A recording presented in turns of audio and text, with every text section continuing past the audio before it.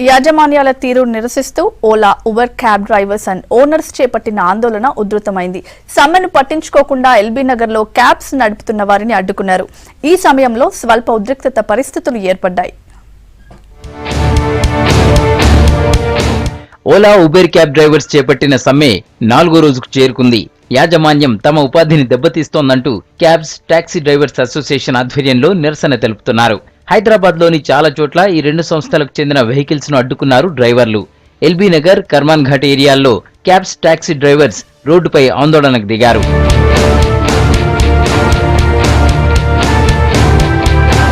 LB Nagar లో cabs నడుపుతున్న వారిపై మండిపడ్డారు డ్రైవర్లు. ఓలా, ఉబెర్ క్యాబ్లను అడ్డుకున్నారు.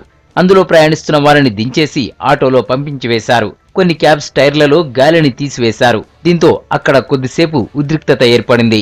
కార్ల కోసం తెచ్చిన అప్పులు తీర్చకముందే యాజమాన్యం కొత్త రూల్స్ తెచ్చి ఇబ్బందులు పెడుతోందంటున్నారు డ్రైవర్లు. స్టార్టింగ్ లో ఎగ్జాంపుల్ 10 ట్రిప్పులు కొడితే 10,000 అన్నారు. ఈ రోజు 16 ట్రిప్పులు కొడితే 6,000 అన్నారు. ఇక్కడ మేము 16 గంటలు కష్టపడితే కనీసం 2,000 కూడా మిగతలేవు.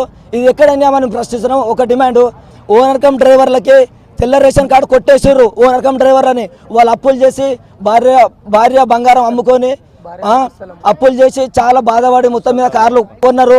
సో దాన్ని దృష్టిలో ఉంచుకొని మీరు అందరూ ఆ తెల్ల రేషన్ కార్డులు కూడా ఏదో వెంటనే మీరు అమలు పరచాలని నేను మీడియా మిత్రుల ద్వారా ప్రభుత్వాన్ని వేడుకుంటున్నాను. ఈ నెల 4 వరకు ఆందోళన కొనసాగుతుందని చెప్తున్నారు డ్రైవర్స్ అసోసియేషన్ నేతలు. అప్పటికీ సమస్య పరిష్కారం కాకపోతే ఉద్యమ కార్యాచరణ ప్రకటిస్తామన్నారు.